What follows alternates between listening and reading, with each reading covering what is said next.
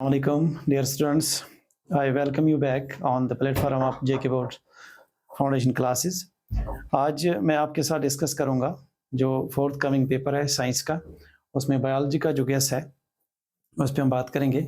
वो most expected questions जो इंशाल्लाह इस बार पूछे जाएंगे और जो पिछले सेशंस में भी आए हैं, और ऐसे क्वेश्चंस पे आप ज़्यादा फोकस करें और ज़्यादा कंसंट्रेशन रखें ताकि आपको जो बायोलॉजी का पोर्शन है जिसमें ऑलमोस्ट एनसीईआरटी जेके बोर्ड जो है 28 मार्क्स होते हैं, उनको आप अच्छे से क्रैक कर पाओगे।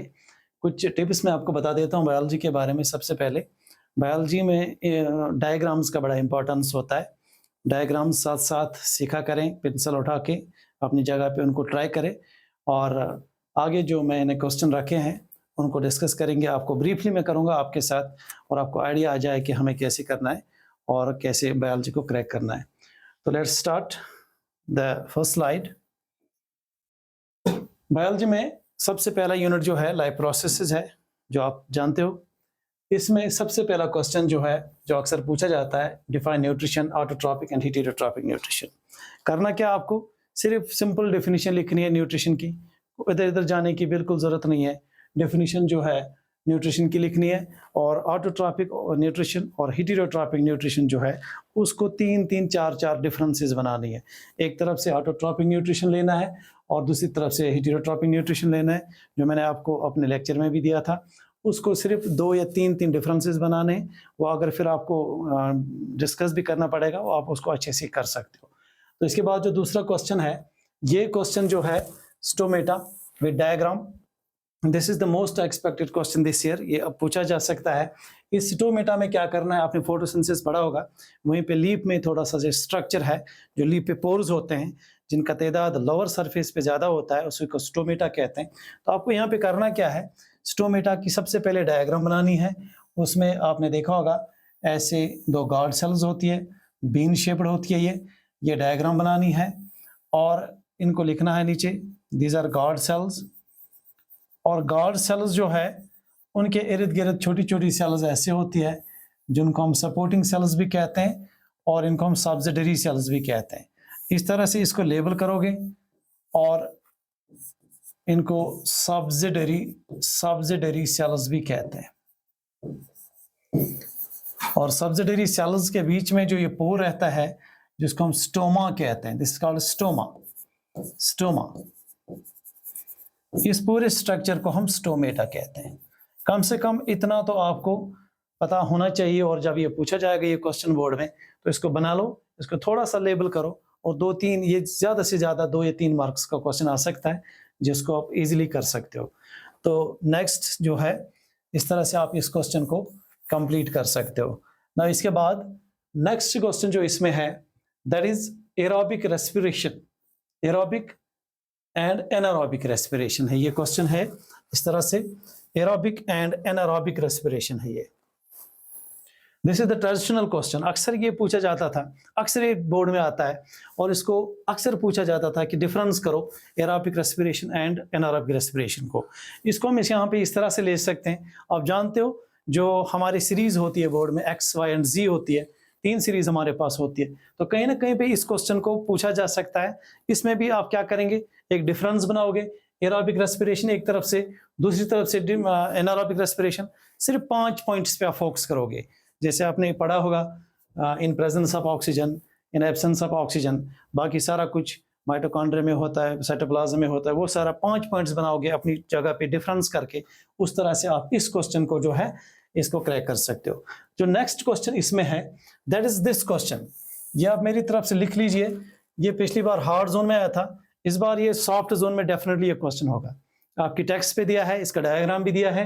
Human respiratory system.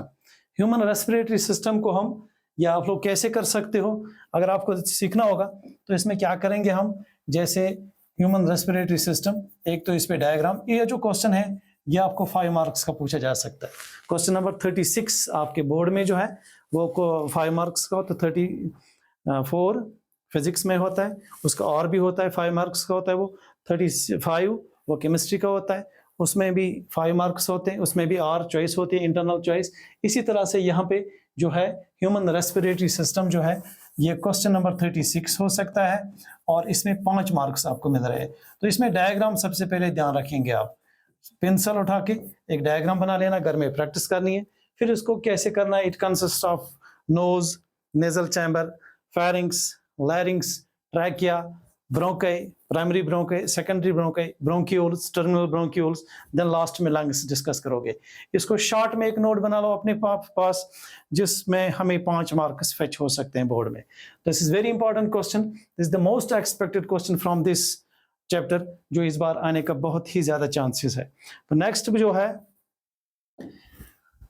रिवर्स जाएंगे हम वापस में। अब इसके बाद आपने जो है डाइजेस्टिव सिस्टम इज एक वेरी इंपॉर्टेंट क्वेश्चन जो हमारी लाइफ प्रोसेस में रहता है। पिछले सालों में अक्सर पूछा जाता था और उसकी डायग्राम भी बनानी होती थी। वो भी क्वेश्चन अगर आ गया तो 5 मार्क्स का आएगा, और इसमें जो है ये इस पर आप फोकस करेंगे। लेकिन उसमें क्वेश्चन आता है टेक्सचुअल क्वेश्चन, वो क्वेश्चन है what is the role of acid in our stomach. ये क्वेश्चन टेक्सचुअल क्वेश्चन है। मैं आपको बता देता हूँ, बायोलॉजी में या किसी भी जो साइंस है, इसमें आप इंटेक्स क्वेश्चन जो है और इसमें जो एक्सरसाइज क्वेश्चंस है उन पे बड़ा फोकस रखना है आपको, ताकि अगर आपको 100% मार्क्स सिक्योर करने हैं साइंस में तो 80/80, तो उसके लिए आपको जो है इन क्वेश्चंस को नहीं छोड़ना है, जो इंटेक्स क्वेश्चन है और जो एक्सरसाइज के क्वेश्चंस है। तो ये जो क्वेश्चन है ये पूछा जाए, ये इससे पहले भी पूछा गया था, role of an acid in our stomach. 2 या 3 पॉइंट्स में लिखना है, it kills the microbes, it helps us in the digestion of proteins, it makes the environment of the stomach acidic, highly acidic, जिसका pH 2.5 to 3.7 रहता है इसका pH stomach में, that means highly acidic. उसकी वजह से 2 एंजाइम्स जो है स्टमक में जो है वो एक्टिवेट हो जाते हैं। आपने सुना होगा pepsinogen is converted into pepsin, वो एक्टिव बन जाता है। इसी तरह से प्रोरेनिन, आपने अगर अपनी बुक कंसल्ट की होगी, प्रोरेनिन एक इनएक्टिव एंजाइम है, वो रेनिन में चेंज होता है। That is happening because of the acidity, because of the acidic environment of the stomach. तो ये 2-3 पॉइंट्स, यही रोल लिखना है उसमें, 4 या 5 पॉइंट्स। तो ये क्वेश्चन जो है इट कैन बी आस्क्ड 2 और 3 मार्क्स का क्वेश्चन, ये इसको जवाब देना पड़ेगा। Then function of digestive enzymes, ये भी बिल्कुल वहीं पे है। एक और क्वेश्चन है डाइजेस्टिव एंजाइम्स, आपने बहुत सारे सुने होंगे, जैसे प्रोटीएसिस है, पेप्सिन है, अभी हमने कहा, ट्रिप्सिन है, काइमोट्रिप्सिन है, कार्बोक्सीपेप्टिडेस है, ये प्रोटीएसिस में आते हैं। इसी तरह से एमाइलेसिस है, अल्फा एमाइलेस जो टाइलिन जो सलाइवा में होता है, उसका क्या फंक्शन है, उसका क्या काम है। 30% डाइजेशन वो यहीं पे कार्बोहाइड्रेट्स माउथ की करता है, ये आपको ध्यान में रखना है। इसके बाद lipases are those enzymes which helps in the digestion या इमल्सिफिकेशन ऑफ फैट्स। ये इनका रोल आपको बताना है कि कहाँ पे जाके ये ड्यूडेनम में जाके जहाँ पे बैल आ जाता है, वो थोड़ा सा शॉर्ट में ब्रीफ में बनाना है फंक्शन ऑफ एंजाइम्स में। फिर लास्ट में आएगा इसमें जो है, फिर जो लास्ट में इसमें आएगा न्यूक्लियसिस, एक एंजाइम्स है जिस पे बच्चों को बहुत कम कंसेप्ट होता है, जैसे आरएनएस एंड डीएनएस। डीएनएस वो एंजाइम है जो डीएनए को टुकड़ों में तोड़ेगा, और आरएनएस जो न्यूक्लिक एसिड्स होते हैं खाने के साथ, उनको डाइजेशन हो जाती है। और ये ज़्यादातर होता है स्मॉल इंटेस्टाइन्स में, जहाँ पे सकस एंट्रिकस आपने सुना होगा, वो ये पढ़ा भी होगा, तो वो वहाँ पे प्रेजेंट होता है। तो ये है what is the role of acid in our stomach, और दूसरा जो है what is the function of digestive enzymes in our stomach। then एक और क्वेश्चन है इसमें, ये टेक्सचुअल क्वेश्चंस भी मैं साथ साथ आपको बता रहा हूँ कि कौन कौन सा ज़्यादा एक्सपेक्टेड है, उन पे थोड़ा सा ध्यान दोगे आप। what are the different ways in which glucose is oxidized to provide energy to various organisms। ये इंपॉर्टेंट क्वेश्चन इसलिए है, आपने देखा होगा अगर आपकी एनसीईआरटी की टेक्स्ट जो है अगर वो आपके सामने है, आप देख सकते हो पेज 189 पर एक चार्ट बना है। पेज 189 पे, कुछ बुक्स पे वो 90 पे होगा क्योंकि थोड़ा सा चेंज है उसमें। तो वो एक चार्ट बना है, ये बिल्कुल वही क्वेश्चन है, जैसे ग्लूकोज कैसे इसकी जो है रेस्पिरेशन के दौरान इसकी डाइजेशन, इसकी जो है ऑक्सीडेशन कैसी होती है, वही क्वेश्चन है ये। उसमें एनारोबिक रेस्पिरेशन अलग है, एरोबिक रेस्पिरेशन अलग है। एरोबिक में आपने देखा होगा ग्लूकोज फिर पायरुवेट में चेंज होता है। वहाँ पे वो चार्ट जो है वो सिर्फ 3 लाइन्स में आप बना सकते हो। You can directly switch to 189 और वहाँ पे ये चार्ट देखो, उसको प्रैक्टिस करो, उसको 2-3 लाइन्स में बनाओ। ये बिल्कुल वही क्वेश्चन है, इसमें और कहीं जाने की जरूरत नहीं है। So this is all about the nutrition और ये जो लाइफ प्रोसेस है. Now we are going to move to next slide. इसमें भी बहुत सारे क्वेश्चंस हैं which we need to discuss. Then we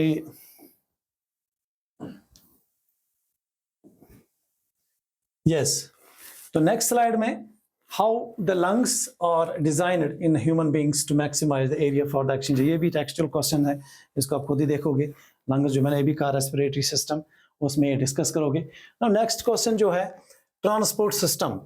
transport system में हमारे पास दो चीज़ें होती है. अगर आप देखोगे ट्रांसपोर्ट सिस्टम जो ह्यूमंस में है और जो प्लांट्स में है, इसको हम ट्रांसपोर्टेशन कहते हैं. वहाँ बुक पे सीधा लिखा है ट्रांसपोर्टेशन. तो एक तो ह्यूमंस में है जिसमें ब्लड आता है, ब्लड, और इसमें हार्ट आता है, और इसमें जो है क्या करोगे आप, ब्लड जो है इसके कंपोनेंट्स देखोगे. अभी मैंने यहाँ पे वो एक और क्वेश्चन दिया है, ब्लड की definition, it is a fluid, red connective tissue, वो सारा. फिर इसके कंपोनेंट्स जो है, कंपोनेंट्स ऑफ ब्लड में आपको पता होगा, ये एक टेक्सचुअल क्वेश्चन भी है, आपको वहाँ पे पूछा जाता है, इसको बड़ा इंपॉर्टेंट क्वेश्चन है. कंपोनेंट्स है इसमें एरिथ्रोसाइट्स, जिनको आरबीसीज भी कहते हैं, एरिथ्रोसाइट्स या आरबीसीज. इसी तरह लीकोसाइट्स, लीकोसाइट्स और डब्ल्यूबीसीज, ये होते हैं ब्लड कंपोनेंट्स. फिर इसमें है ब्लड प्लेटलेट्स और थ्रोम्बोसाइट्स, ब्लड प्लेटलेट्स और थ्रोम्बोसाइट्स. करना क्या है आपको, ये देखना है आपको नैयत पहले इस क्वेश्चन की क्या है. क्या ये 2 मार्क्स का क्वेश्चन है, क्या ये 3 मार्क्स का क्वेश्चन है, क्या ये 5 मार्क्स का क्वेश्चन है. अगर ये 5 मार्क्स का आया तो आपको बिल्कुल डिस्कस करना पड़ेगा एरिथ्रोसाइट्स क्या है, उस एरिथ्रोसाइट्स का नंबर कितना है, उनका लाइफ स्पैन कितना है, ये बनती कहाँ से है, सारा आपके पास अवेलेबल होगा, बुक्स पे अवेलेबल है. देन ल्यूकोसाइट्स, उसके बारे में भी 8000 to 10,000 per mm क्यूब, वो सारा न्यूक्लिएटेड है. ये डीन्यूक्लिएटेड, इनमें न्यूक्लियस नहीं होता है एक्सेप्ट लामा एंड कैमल, वो तो आपको पता होगा. इसके बाद ब्लड प्लेटलेट्स के बारे में, ये सारा जो है इसको डिटेल में लिखोगे अगर ये 5 मार्क्स का होगा. अगर ये 2 या 3 मार्क्स का होगा फिर इनको लिख दो, और जो आपके पॉइंट्स आपके दिमाग में होंगे, जो इंपॉर्टेंट पॉइंट्स लग रहे हैं, उनको डिस्कस, उनको नीचे भर दो, उससे आपका इंशाल्लाह क्वेश्चन अच्छे से हो जाएगा. फिर जो हार्ट है, this very much important question. Human heart जो है, इसकी सबसे पहले डायग्राम पता होनी चाहिए. तो क्या करोगे आप, इसकी डायग्राम बनाओगे, simple C diagram human heart की, और ह्यूमन हार्ट की डायग्राम जब बनी उसके बाद इसको लेबल करोगे. कभी सीधा सिर्फ डायग्राम आती है, 2 या 3 मार्क्स इसके होते हैं, या तो डाइजेस्टिव सिस्टम की होगी, या तो ह्यूमन हार्ट की होगी, या तो रेस्पिरेटरी सिस्टम की होगी, या तो फिर किडनी, ये एक्सक्रीटरी सिस्टम की. इन्हीं 4 में मोस्ट एक्सपेक्टेड होता है कि कोई डायग्राम होती है. इन 2-4 डायग्राम्स को पहले से ही आप प्रैक्टिस कर लो अपने घर में, और इनको लेबल कर लो जैसे मैं आपको दिखा रहा हूँ.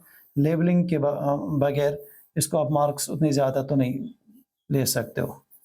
तो इसलिए जो है ऐसे, this is right auricle, this is right ventricle, this is left auricle, this is left ventricle. तो ये 4 चैम्बर्स, ह्यूमन हार्ट 4 चैम्बर्स. फिर थोड़ा सा कंसेप्ट दोगे, this is inferior vena cava, ये सुपीरियर वेना केवा है, और यहाँ पे आयोटा दिखाना है, this is iota and this is dorsal iota.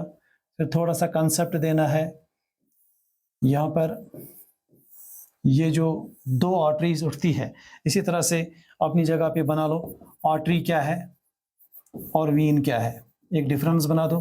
Artery and Wien में कम से कम 2-2, 4-4 पॉइंट्स आपको पता होनी चाहिए, आर्टरी किसको कहते हैं और वीन किसको कहते हैं. कभी ये 2 या 3 मार्क्स का कॉमन क्वेश्चन है जो पूछा जा सकता है.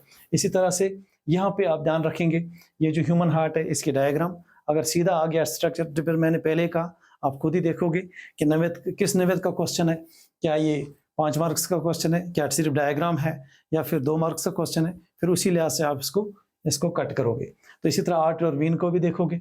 और यहाँ पे एक क्वेश्चन है, बड़ा इंपॉर्टेंट क्वेश्चन है, डबल सर्कुलेशन क्या होता है.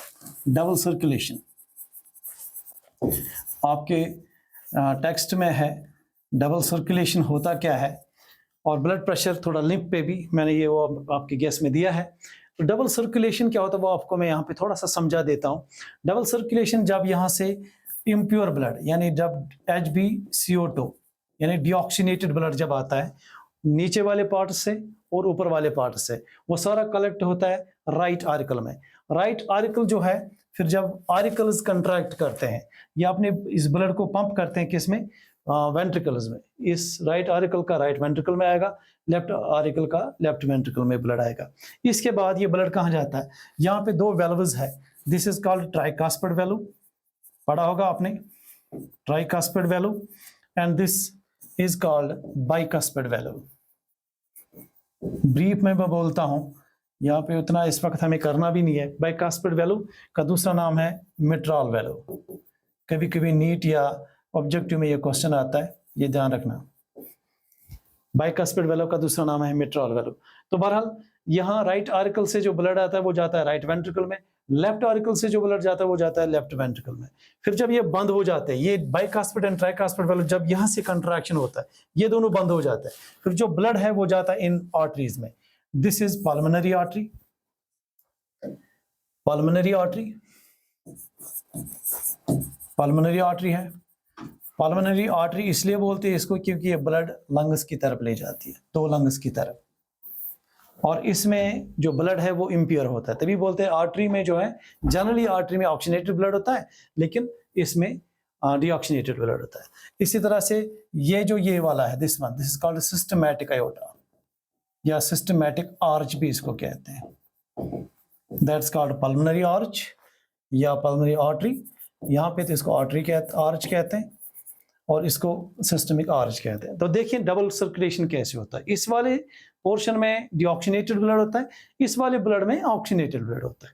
तो यहाँ से जब ब्लड फ्लो करेगा ये पंप करता है पल्मोनरी आर्च में, वो ले जाता है लंग्स की तरफ, लंग्स से फिर वो यहाँ इन पल्मोनरी वीन्स के जरिए लेफ्ट आरिकल में आ जाता है ब्लड। सो दैट मीन्स यहाँ से जो ब्लड था दैट वाज डीऑक्सीनेटेड, फिर ब्लड गया लंग्स के पास, तो ये पहली सर्कुलेशन है। Then blood comes back after purification and in respiration, it comes back through these pulmonary veins. It is collected in a left auricle. Left auricle में oxygenated blood है, that means HbO2. ये pump करेगा इधर left ventricle में, left ventricle systemic arch में करेगा, जो iota और बाकी चीजों के जरिए ब्लड बॉडी में पहुंच जाएगा। तो इस तरह से डबल दो बार यहाँ पे सर्कुलेशन होती है, पहले लंग्स की तरफ, वहां से प्यूरिफाई होके जो है ब्लड वापस आ जाता है किसमें, लेफ्ट आरिकल में, जो ब्लड को पंप करता है लेफ्ट वेंट्रिकल में, लेफ्ट वेंट्रिकल फिर यहाँ पे ब्लड को पंप करता है जो फिर सारे बॉडी पार्ट्स में ले जाता है। इसको हम डबल सर्कुलेशन कहते हैं। तो डबल सर्कुलेशन में आपको 2 पॉइंट्स याद रखने हैं, एक रखना है सिस्टमैटिक सर्कुलेशन, ये पॉइंट आप वहां पे मेंशन करोगे, दूसरा करोगे पल्मोनरी सर्कुलेशन। इसको खुद ही देखना आप, जो मैंने अभी कहा वही 1 2 4 पॉइंट्स इसमें लिखने, 1 2 लाइंस, तो इससे आपको सिस्टमिक सर्कुलेशन और पल्मोनरी सर्कुलेशन समझ आ जाएगा कि कैसे ये क्वेश्चन क्रैक हो जाएगा। Now again moving back to this slide, इसके बाद यहाँ पर जो क्वेश्चन है ये ब्लड प्रेशर का थोड़ा सा एलिमेंट्री कंसेप्ट, लिम्फ और ब्लड प्रेशर का जो है थोड़ा सा एलिमेंट्री आपको रखना है। ब्लड प्रेशर क्या होता है, it is the pressure exerted by the blood on the walls of the artery. ये याद रखना, जो ब्लड प्रेशर होता है ये वॉल्स ऑफ द आर्टरी पे होता है, न कि वीन्स पे।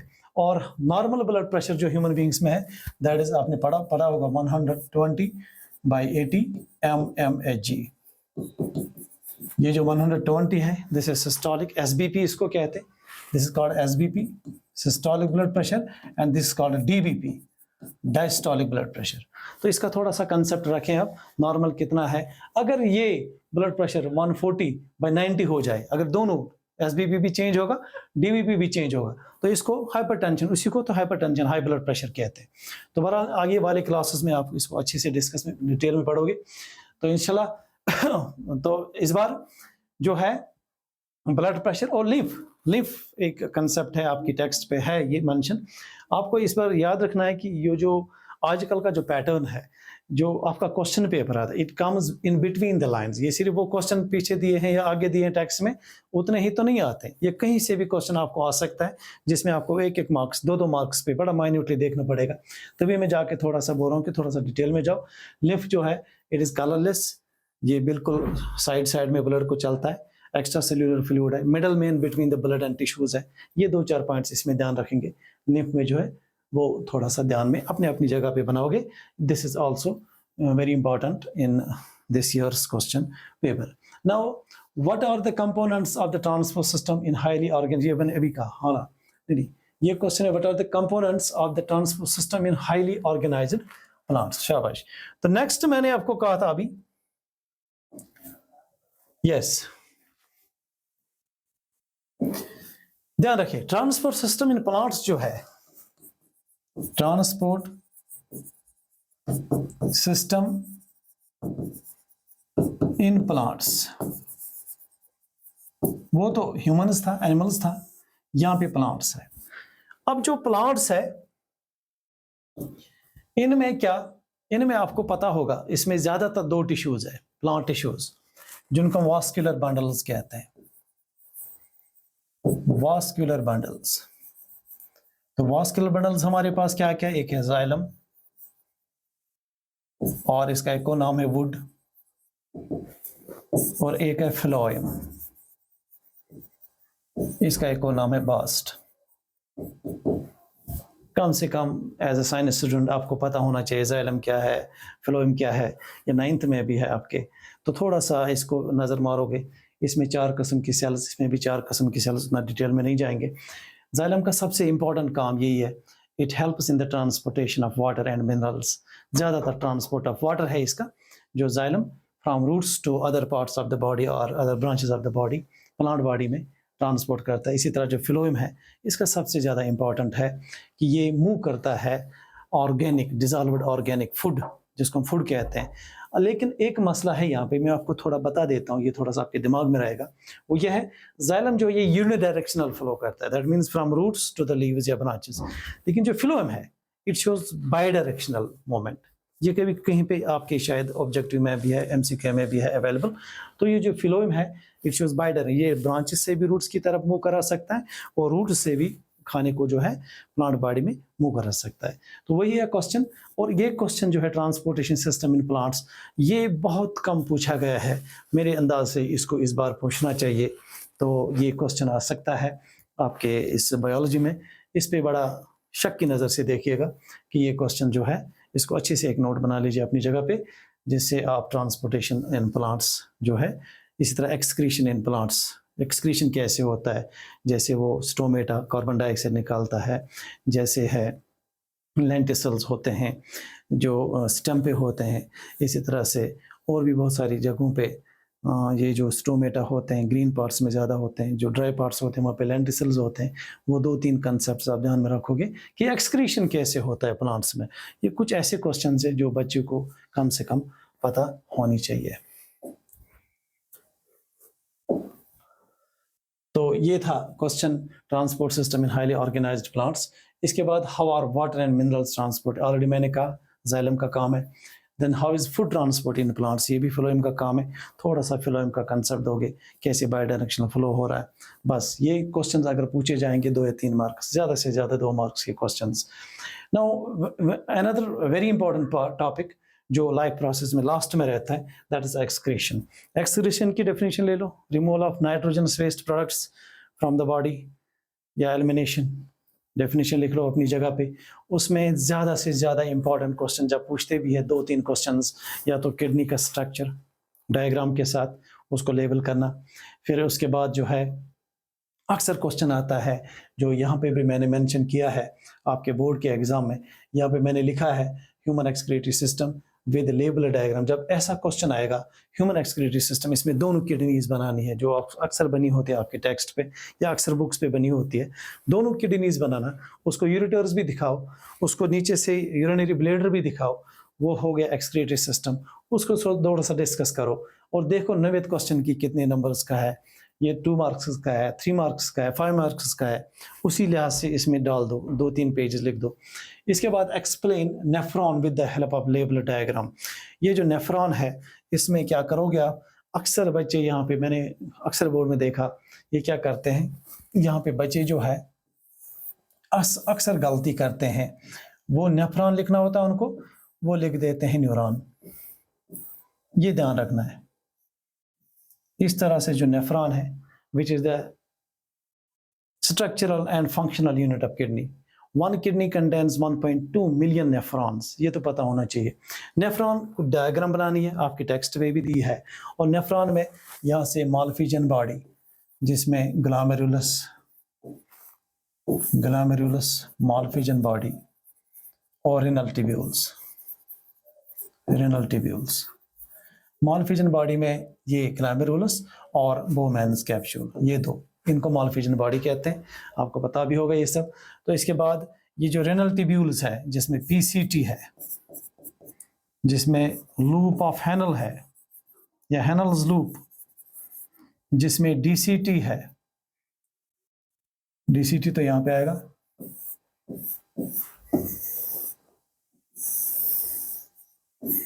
ये लूप ऑफ हैनल हो गया, ये डीसीटी है, और this is descending limb, this is ascending limb of loop of Henle. तो ये इसके बाद यहाँ से कलेक्टिंग डक्ट आएगा, इसकी डायग्राम बना लो। और इस डायग्राम को फिर जो है ये लगभग ये 2-4 मार्क्स का क्वेश्चन आता है, ये कोई ज़्यादा बड़ा क्वेश्चन नहीं आता है। तो इसको डायग्राम के साथ इसमें थोड़ा डाल दो कि नेफ्रॉन है क्या, इसमें कौन कौन सा पार्ट है, उसको वैसे ही डिस्कस कर दो। नाउ अनदर जो है, right a short note on haemodialysis. Yes, ये क्वेश्चन जो है ये कभी जो है 10th यानी जेके बोस की लेवल पे नहीं आया है, लेकिन आपकी टेक्स्ट पे ये डब्बे में दिया है हीमोडायलिसिस। थोड़ा सा एलिमेंट्री कंसेप्ट होना चाहिए। हीमोडायलिसिस जो है ये क्या है, जिसको हम आर्टिफिशियल किडनी कहते हैं। होता क्या है, रीनल फेलियर जब होता है, एक क्रॉनिक होता है, एक एक्यूट होता है, बहरहाल उसमें मैं नहीं जाऊँगा। तो क्या होता है उसमें, जब किडनी फेल हो गई, चाहे 1 या 2, फिर किडनी जो है उस पेशेंट को जब तक उसको किडनी अरेंज हो जाए 2 या 3 महीने तक उसको डायलिसिस पे, आपने सुना होगा डायलिसिस किया कराया जाता है। उससे जो बॉडी में वेस्ट है उनको बाहर निकाला जाता है। हीमोडायलाइजर होता है, हमारे पास एक मशीन होती है, एपरेट्स, उसी को हम हीमो आर्टिफिशियल किडनी कहते हैं या हीमोडायलिसिस, उसी प्रोसेस को कहते हैं। उससे सारे वेस्ट जो है, नाइट्रोजनस वेस्ट जिसमें यूरिया है, जिसमें यूरेट्स है, जिसमें यूरिक एसिड है, क्रिएटिनाइन है, वो सारा बाहर निकालते हैं। उसका बाकायदा प्रोसीजर है, WS स्क्राइबर ने पहली बार ये डेवलप किया था हीमोडायलिसिस, जो आज वर्ल्ड वाइड चलता है। तो इस पर भी थोड़ा सा ध्यान देंगे आप, बिल्कुल आपकी टेक्स्ट पे दिया है, बस उसी से देखो, कुछ उधर इधर जाने की कोई ज़रूरत नहीं है। Describe the structure and function of nephrons, ये तो हो गया। What are the methods used by plants to get rid of the excretory products, ये क्वेश्चन मैंने अभी आपसे डिस्कस किया था कि प्लांट्स कैसे एक्सक्रीट करते हैं अपनी चीज़ें, जो भी उनमें चाहे एक्स्ट्रा वाटर हो हीमोरेगुलेशन के लिए, या फिर कार्बन डाइऑक्साइड बाहर निकालना हो, या फिर कुछ ऐसी चीज़ें जो टॉक्सिक हो, उनको कैसे करते हैं। जो मैंने अभी कहा आपको, कुछ पोर्स होते हैं जो स्टेम पे भी होते हैं, ब्रांचेस पे भी होते हैं और लीव्स पे भी होते हैं, उनका हमने नाम भी लिया। नाउ लास्ट में, how is the amount of urine produced regulated. Urine जो है इंसान में, वो तो किडनीज का ही काम है, और वो जो है यूरिन इंसान जो है 1 to 1.5 litres per day excrete करता है यूरिन। तो डिपेंड करता है कि कितना फ्लूइड्स वो लेगा, कितना बेवरेजेस लेगा, या कितना बाकी एक्स्ट्रा फ्लूइड बाहर से लेगा, उस पर डिपेंड करता है कि यूरिन। अब ये अमाउंट ऑफ रेगुलेट कैसे ये होता है, ये टेक्सचुअल क्वेश्चन है, इसको सीधा जाके देख लेना, आपकी टेक्स्ट पे लास्ट में दिया है प्रोबेबली कहीं पे एक्सरसाइज में, तो इसको देख लो कि ये क्वेश्चन हम कैसे क्रैक करें, कैसे करेंगे हम, रेगुलेट कैसे करते हैं। Now moving to next slide.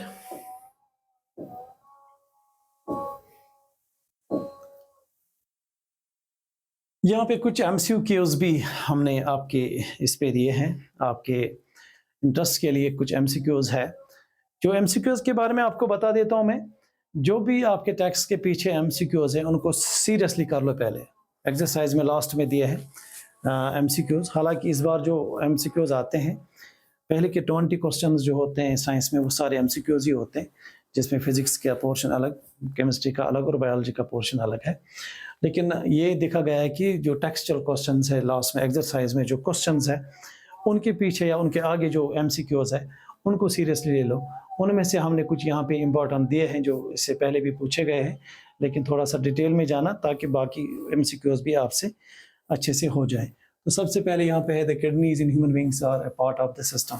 अभी हमने पढ़ा एक्सक्रीटरी सिस्टम, इसमें कोई इतना बड़ा नहीं है, एक्सक्रीशन है। The xylem in plants are responsible for, शाबाश बेटा बोलो किसके लिए? अभी मैंने कहा जाइलम क्या करता है, हमें ट्रांसपोर्ट ऑफ वाटर करता है, फूड करता है कि सपोर्ट ऑफ अमीनो एसिड्स या क्या करता है? सीधा ट्रांसपोर्ट ऑफ वाटर, इसमें कुछ उधर इधर जाने की जरूरत नहीं है। तो नेक्स्ट एमसीक्यू जो है, the autotrophic mode of nutrition requires, शाबाश क्या चाहिए? Autotrophic mode of nutrition simply photosynthesis है। क्या क्या चाहिए उसमें? उसमें तीनों चाहिए, carbon dioxide and water, chlorophyll भी। तो इसका ये मतलब है, इसका सही आंसर है ऑल ऑफ द अबव। ठीक है। द ब्रेकडाउन ऑफ पायरुवेट, अभी जो मैं बोल रहा था पेज 189 पे जो चार्ट दिया है उसी से ये क्वेश्चन है। Breakdown of pyruvate to give carbon dioxide water and energy takes place in, कहां पे पायरुवेट का ये हो जाता है? अगर यहाँ पे इसका कंसेप्ट है एरोबिक रेस्पिरेशन में, इसका मकसद है यहाँ पे aerobic respiration, it means aerobic respiration. तो एरोबिक रेस्पिरेशन अगर देखेंगे उसमें कहां पे चला जाता है? वहां पे माइटोकॉन्ड्रिया में चला जाता है पायरुवेट। एसिटाइल कोएंजाइम उसको पकड़ के लाता ले जाता है माइटोकॉन्ड्रिया में, वहां फिर क्रूब्स साइकिल हो जाता है। तो सीधा इसमें माइटोकॉन्ड्रिया आंसर आएगा। नाउ यस, एक और टेक्सचुअल क्वेश्चन है इसी में, लाइफ प्रोसेस से रिलेटेड है ये भी, तो बड़ा इंपॉर्टेंट क्वेश्चन ये भी है। How are fats digested in our bodies, where does this process takes place? शाबाश, फैट डाइजेशन कहाँ पे होता है? सबसे पहले मुझे बताइए आप, फैट डाइजेशन के लिए कौन से एंजाइम जरूरत होते हैं? वो उनको लाइपेसेस कहते हैं। फैट्स आते हैं जनरल ग्रुप लिपिड्स में, तो लाइपेसेस वो एंजाइम्स है जो फैट्स को तोड़ेंगे। शाबाश, ये फैट डाइजेशन होता कहाँ पर है? ये स्टार्ट होता है बेटा कहाँ पे? ड्यूडेनम में। ड्यूडेनम में जब ये स्टार्ट होता है, और ड्यूडेनम में जब बाइल आ जाता है, कहाँ से? लिवर से। लिवर से बाइल आ जाता है, वो ड्यूडेनम में छोड़ता है हिपैटोपेनक्रियाटिक डक्ट के जरिए, फिर वहां पे एमल्सिफिकेशन ऑफ फैट्स हो जाता है, उसी को तो हम फैट डाइजेशन कहते हैं, और वहीं पे लाइपेसेस काम करते हैं। ठीक है, शाबाश। Why does this process take? अभी तो मैंने कहा ड्यूडेनम में हो जाता है ये। Now what is the role of saliva in our digestion of food? ये भी टेक्सचुअल क्वेश्चन है, इन पे थोड़ा सीरियसली देखेंगे आप। ये क्वेश्चंस वो क्वेश्चंस है जो इंसान कभी सीरियस नहीं लेता, तो इनको थोड़ा सीरियस लेंगे। रोल ऑफ सलाइवा बोलना है डाइजेशन में। सलाइवा आप पता है आपको, सलिवरी ग्लैंड्स 3 पेयर्स होते हैं, पैराटिड, सब मैक्सिलरी, सबलिंगल्स, ये 3 जो कलेक्टिव सिक्रेशन देते हैं उसको सलाइवा कहते हैं। उसी में अल्फा एमाइलेज एंजाइम जिसको हम टाइलिन कहते हैं, अल्फा एमाइलेज कार्बोहाइड्रेट स्टार्च को डाइजेस्ट करता है। और ये तो मकसद है यहाँ पे सलाइवा कैसे मदद करता है फूड डाइजेशन में। तो सबसे पहले मॉइस्चर करता है, उसमें एंजाइम्स डालता है, उसमें बहुत सारी चीज़ें होते हैं, आपने सुना होगा वो क्या क्या सलाइवा में होता है। उसकी वजह से खासकर एक एंजाइम है अल्फा एमाइलेज और टाइलिन जो डाइजेशन ऑफ कार्बोहाइड्रेट्स, और मैंने पहले कहा 30% कार्बोहाइड्रेट डाइजेशन जो है वो माउथ में ही हो जाती है। दूसरा क्वेश्चन है, how are the alveoli design to maximise the exchange of gases? ये मैंने लंग्स में आपको बोला था, रेस्पिरेटरी सिस्टम एल्वियोलाई जो है 750 मिलियन एल्वियोलाई एक लंग में होता है, उनको आप खुद ही देखिए। और उन्हीं जो है they are very efficient organs for the exchange of gases as compared to skin or any other organ in the human body. Now describe double circulation in human beings. Why is it necessary? अभी जो मैंने दिखाया था आपको double circulation. This question is already done. Describe the structure and function of neuron. Yes, ये question जो है, अभी हम नेफ्रॉन की बात कर रहे थे. Now we came to another unit, that is control and coordination. जो unit number 2 है, उसी में ये question है, describe the structure and function of neuron, explain reflex action and reflex arc. इस पे मैं थोड़ा सा आपको बता देता हूँ। न्यूरॉन आपने बचपन से बनाया होगा। न्यूरॉन जो है वो इलोंगेटेड सेल है जिसमें न्यूक्लियस होता है, और न्यूक्लियस के बाद ऐसे आपने बनाया होगा। यहाँ पे थोड़ा सा ध्यान रखना आप,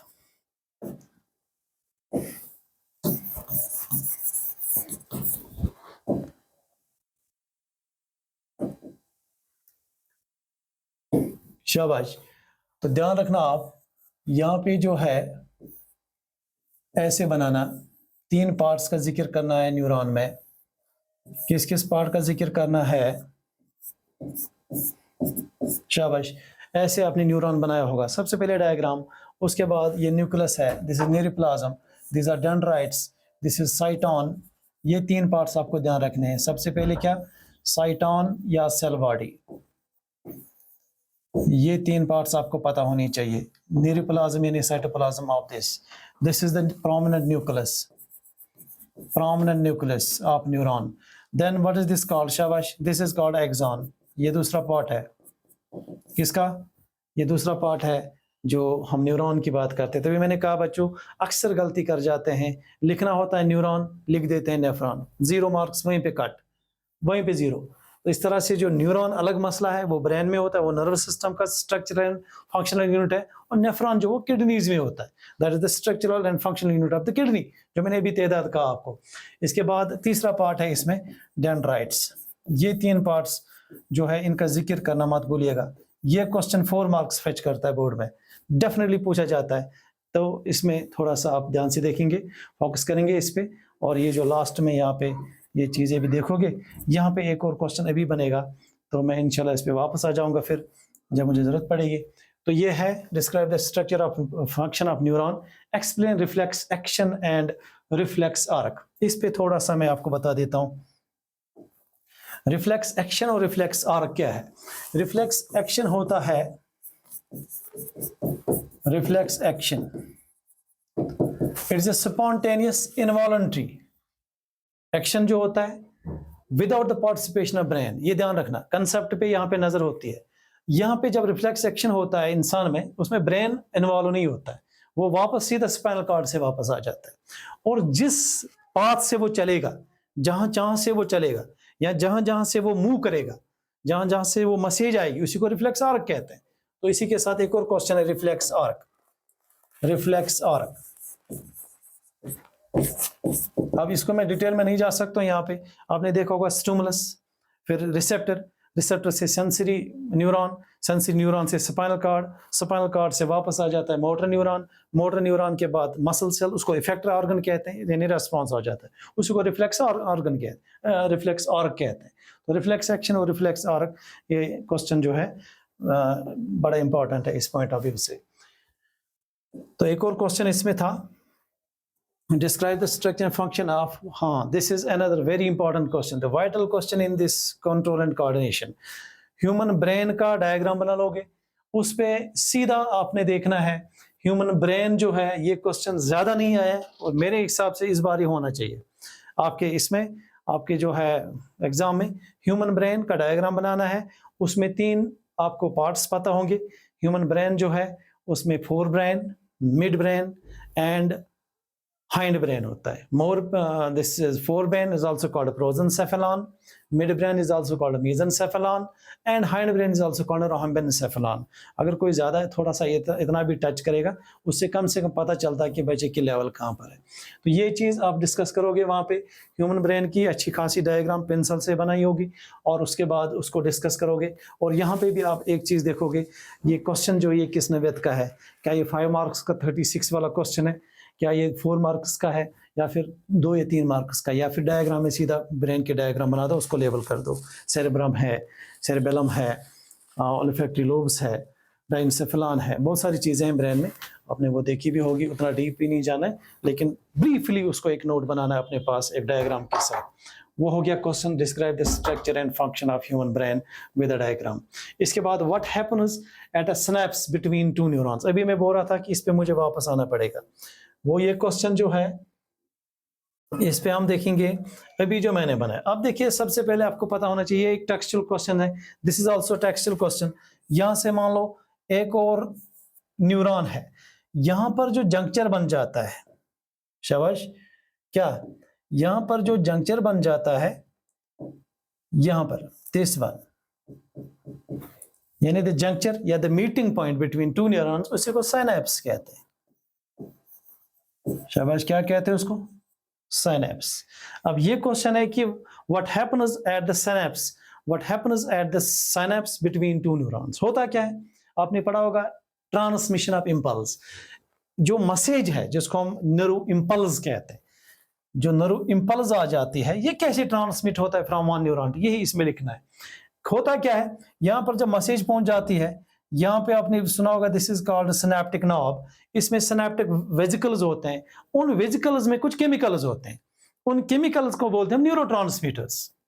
what are they called? Neurotransmitters.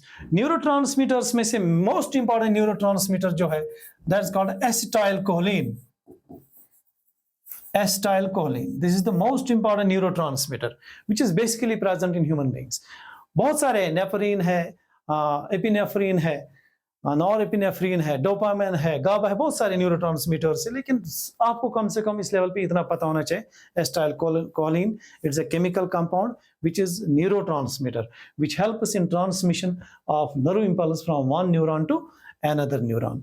तो यहाँ पे यही, फिर यहाँ पे इस दूसरे वाले न्यूरॉन पे रिसेप्टर्स होते हैं. ये डायग्राम शायद थोड़ी सी बनी है आपके टेक्स्ट पे, लेकिन उतनी क्लियर नहीं है, तो लेकिन इस पे आप देखोगे ये है क्वेश्चन कि क्या होता है बिटवीन द टू न्यूरॉन्स, जहाँ पे स्नैप्स, या कभी सीधा क्वेश्चन आता है कि वो बोलिए स्नैप्स क्या होता है. स्नैप्स से juncture between two neurons where the neurotransmitters are transmitted from the neuron 1 to neuron 2. बस ये है स्नैप्स. नाउ अनदर जो है, इसके बाद जो नेक्स्ट क्वेश्चन है, that's what are the plant movements describe tropic movements. शाबाश, ये भी एक और बहुत ही इंपॉर्टेंट क्वेश्चन है, बड़ा वाइटल क्वेश्चन है, इसके बारे में कम पूछा जाता है. यहाँ पे जब मोमेंट्स, प्लांट मोमेंट्स पढ़ोगे आप, प्लांट मोमेंट्स में दो किस्म के मोमेंट्स होते हैं. एक होता है ट्रॉफिक मोमेंट्स, दूसरा होता है नेस्टिक मोमेंट्स. ट्रॉफिक मोमेंट्स और दूसरा है nastic moments.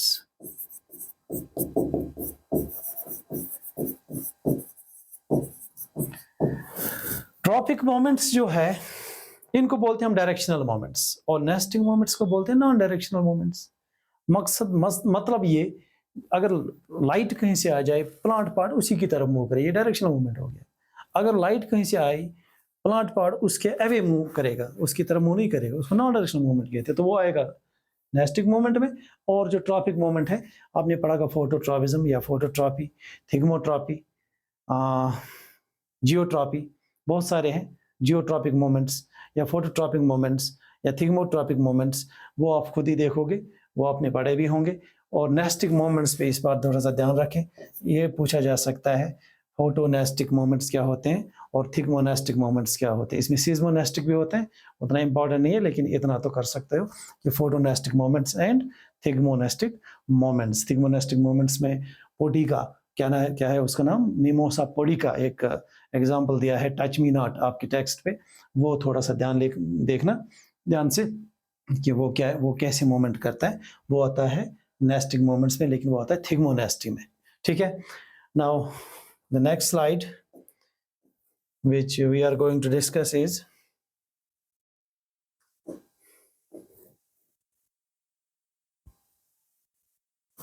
Ji, explain the role of phytohormones.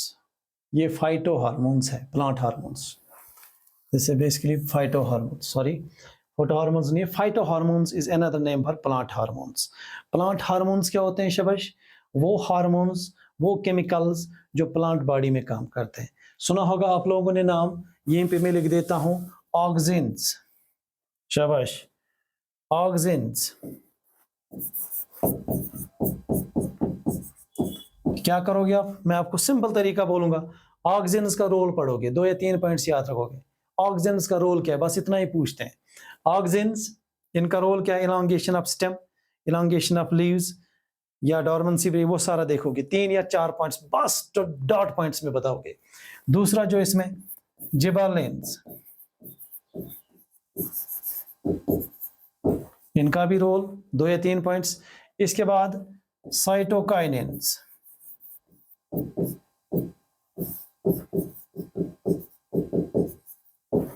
Kinetin इनका एक और नाम है. साइटोकाइनेंस, इनका क्या रोल है, सेल डिवीजन में इनका रोल है. 2 या 3 पॉइंट्स सिर्फ रोल इनका पढ़ोगे.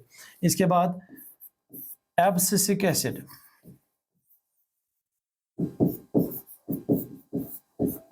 एबी कहते हैं इसको, या अगर थोड़ा सा याद रखोगे डिस्कवर किसने किया, वो ऑब्जेक्टिव में पूछा जा सकता है. Gibberellins, auxins, cytokinins, abscisic acid, और जो नेक्स्ट है that is ethylene. Ethylene chemistry में जो इथीन आपने पढ़ा होगा, वो है ये इथिलीन. इसको बोलते हैं fruit ripening, it's a gaseous fruit ripening hormone. तो ये 4 पॉइंट्स जो है, ये 4 जो है फाइटोहार्मोन्स यानी प्लांट हार्मोन्स में आता है. इनका रोल सिर्फ आप पढ़ोगे, 2 या 3 पॉइंट्स अपनी टेक्स्ट पे बना के रखो. कुछ उधर इधर जाने की कोई जरूरत नहीं। How does our body, why is the use of iodised salt, textual question है, आयोडीन हम इस्तेमाल क्यों करते हैं, अभी थोड़ा सा उसमें भी ये आएगा। How does our body respond when adrenaline is secreted into the blood, yes ये हार्मोन आपने सुना होगा एड्रेनलिन, ये टेक्सचुअल क्वेश्चन है। जब ये एड्रेनलिन जो है it is actually secreted at the time of 3 F's, fear, fight and flight, ये उस वक्त निकल जाता है बॉडी में, ये पूरी बॉडी को अलर्ट करता है, ये पाइलो इरेक्शन करता है। पाइलो इरेक्शन मीन्स जो ये गूज बम्स आ जाते हैं, जो ये हेयर्स होता है स्किन के खड़े हो जाते हैं, उसकी वजह से हो जाता है। सो ये पूरी तरह से बॉडी को अलर्ट करता है। तो क्यों ये होता है वो मैंने पहले ही कहा क्यों होता है। Why are some patients of diabetes treated by giving injections of insulin? बड़ा इंपॉर्टेंट क्वेश्चन है, बहुत ही मेयार का क्वेश्चन है। क्यों देते हैं हम इंसुलिन? ये उन पेशेंट्स को देते हैं जिनको डायबिटीज होगा। डायबिटीज है क्या? डायबिटीज मिलेटिस। डायबिटीज मिलेटिस मीन्स जब आपके या किसी के पेशेंट के ब्लड में जो है शुगर ज़्यादा लेवल में होगा, वो शुगर कन्वर्ट नहीं हो रहा होगा ग्लाइकोजन में और इन अल्टीमेटली फैट में, वो नहीं हो रहा होगा। दैट इज़ प्रॉब्लम जो है वो पैनक्रियाटिक प्रॉब्लम होती है, ओल्ड एज में ज़्यादा हो जाता है, 45-50 ईयर्स के बाद अक्सर इन ह्यूमंस में हो ही जाता है, तो उसको डायबिटीज़ कहता है। तो यही बोलता है कि इंजेक्शन हम क्यों देते हैं। इसको पूछना चाहता है सबक्यूटेनस क्यों देते हैं हम। सबक्यूटेनस देते हैं ताकि वो आहिस्ता से डिफ्यूज हो जाए बॉडी में, ब्लड में, उस तरह से वो फिर ग्लूकोज को कन्वर्ट करता है ग्लाइकोजन में। So this is all about this slide. Now moving to next. जी यहाँ पे फिर से कुछ एमसीक्यूज आ गए, हमने साथ साथ इसको कोशिश की एमसीक्यूज आप तक पहुंचाने की। तो यहाँ पे एक और क्वेश्चन है, which of the following is a plant hormone. शाबाश, बता दीजिए आप कौन सा प्लांट हार्मोन है। अभी मैंने आपको बता दिया, इंसुलिन क्या प्लांट हार्मोन है? नहीं। थायरॉक्सिन क्या प्लांट हार्मोन है? बिल्कुल नहीं। एस्ट्रोजन क्या प्लांट हार्मोन है? बिल्कुल नहीं। साइटोकाइन मैंने अभी दिखाया था। शाबाश, एक और question which you can easily crack, the gap between two neurons is called. हाँ जी बोलिए बेटा, क्या है? शाबाश, राइट है, स्नैप्स। स्नैप्स है, वेरी गुड। यहाँ पे स्नैप्स आएगा, यहाँ पे साइटोकाइनिन आएगा। तो इन एमसीक्यूज को जो है ये इजीली आप ग्रास्प कर सकते हो। The brain is responsible for, बड़ा अच्छा क्वेश्चन है ये। ब्रेन किसके लिए काम करता है? क्या काम है ब्रेन का? थिंकिंग करना है ना। इसके बाद रेगुलेटिंग द हार्ट बीट, वो भी काम है। बैलेंसिंग द बॉडी, वो भी काम है। तो इसको ऑल ऑफ द अबव आएगा, पूछने की जरूरत ही नहीं है। How does phototropism occur in plants? हाँ, टेक्सचुअल क्वेश्चन है, अभी मैं दिखा रहा था आपको। How are involuntary actions and reflex actions different from each other? Difference बनानी है। Involuntary actions and reflex actions अलग अलग, इसको थोड़ा सा डिफरेंस बनाना है। Which signals will get disrupted in case of a spinal cord injury? Oh लो, अगर spinal cord injury होगी तो कौन सा सिग्नल? पूरी बॉडी बैठ जाएगी, पैरालिसिस हो जाएगा। बड़ा खतरनाक डिजीज है, बड़ा खतरनाक प्रॉब्लम है। चलिए इसके बाद व्हाट इज द रिप्रोडक्शन? हाँ, एक और question. This question is almost probably from how do organisms reproduce.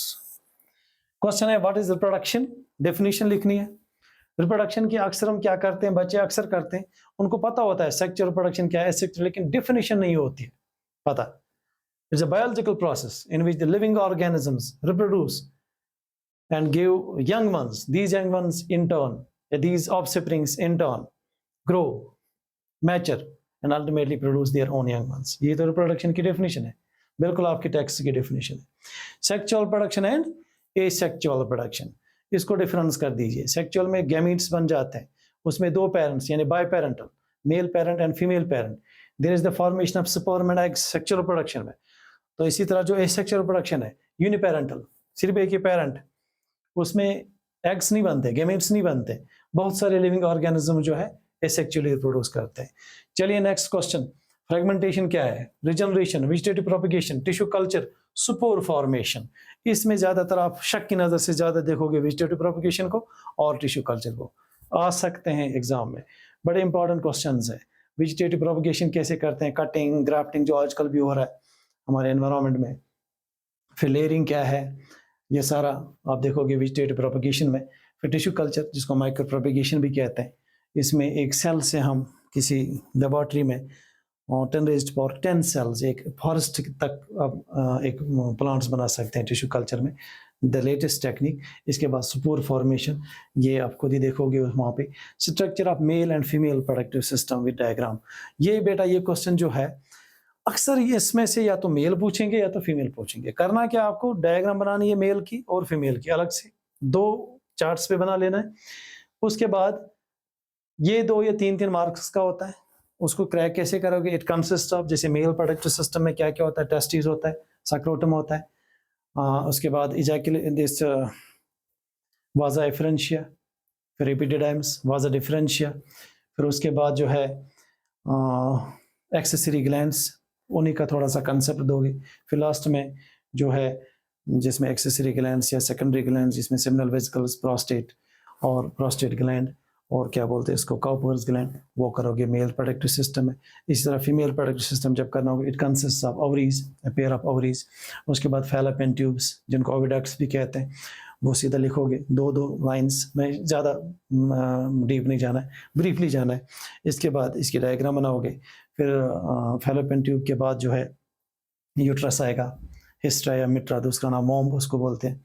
इसके बाद वजाइना आएगा। उसके बाद external accessory glands, Bartholin glands या वो ग्लैंड्स ऑफ स्किन, वो इसमें डिस्कस करोगे।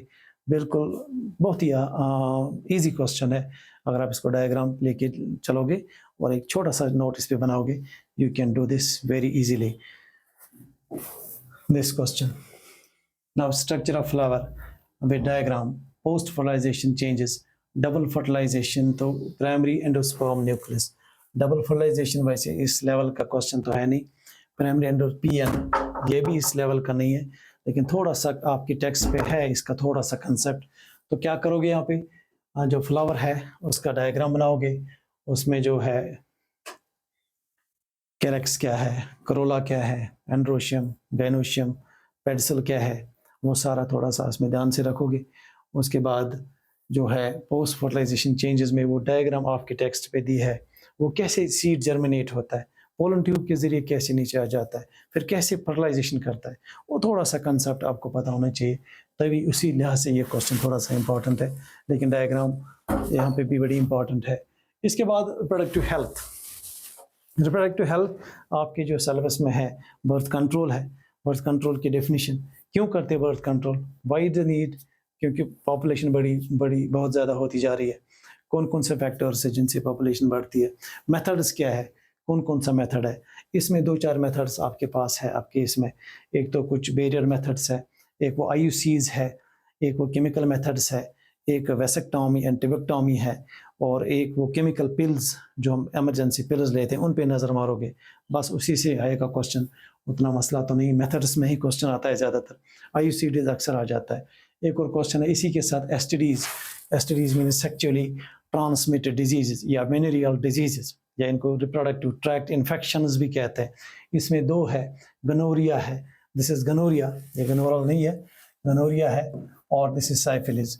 सबसे पहले कॉजेटिव एजेंट्स इनके देखोगे, जैसे अगर आप यहीं पे मुझे ही बताओगे गनोरिया, इसका है नेसीरिया गनोरिया, नेसीरिया गनोरिया, ये बैक्टीरियम है, इसका causative agent Neisseria gonorrhoea, it's a bacteria. इसके बाद साइफिलिस, हालांकि 12th में भी पूछा जाता है और आपको भी पूछा जा सकता है। ट्रिपोनीमा पैलिडम, ट्रिपोनीमा पैलिडम ये भी बैक्टीरिया है, ये 2 बैक्टीरियल डिजीज है। अच्छा, इसी तरह से एड्स भी है इसमें, AIDS, HIV virus, human immunodeficiency virus, वो भी इसमें आता है STDs में। और भी बहुत सारे STDs है, sexually transmitted diseases, those diseases which are transmitted, which are inherited या which are infected from one infected person to the non infected person, वो इसी से ज़्यादातर सेक्चुअली ट्रांसमिटेड ऑर्गन से ये ट्रांसमिट होती है। तो इन पे थोड़ा सी ध्यान रखोगे आप। तो इसके बाद हाँ, how does binary fusion and multiple fusion differ from each other.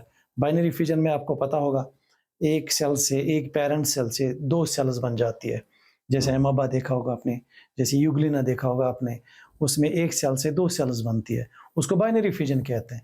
इसी तरह से मल्टीपल फ्यूजन, मल्टीपल फिजन से एक सेल से बहुत सारी सेल्स इकट्ठे बन जाती है। लेकिन क्यों बन जाती है बहुत सारी सेल्स? बिकॉज उस वक्त जो लिविंग ऑर्गेनिज्म वो होता है अनफेवरेबल कंडीशंस में, वो उसको फेवरेबल कंडीशंस नहीं होते। उन अनफेवरेबल कंडीशंस को बचाने के लिए अपने आप को सिस्ट बनाता है, उसी के दौरान वो डिवाइड करता रहता है, तो बहुत सारी सेल्स बन जाती है अंदर, जिसको मल्टीपल फिजन कहते हैं। ये एमाबा में, ये भी एमाबा में होता है और ये भी एमाबा में होता है। This occurs in unfavourable conditions, this occurs in favourable conditions. Now moving to the next topic is genetics. Genetics and evolution, probably आप चेक कर लेना, evolution portion शायद delete है उसमें, लेकिन genetics में ये जो क्वेश्चन है DNA, deoxyribose nucleic acid, why is DNA copying essential part of the process of reproduction?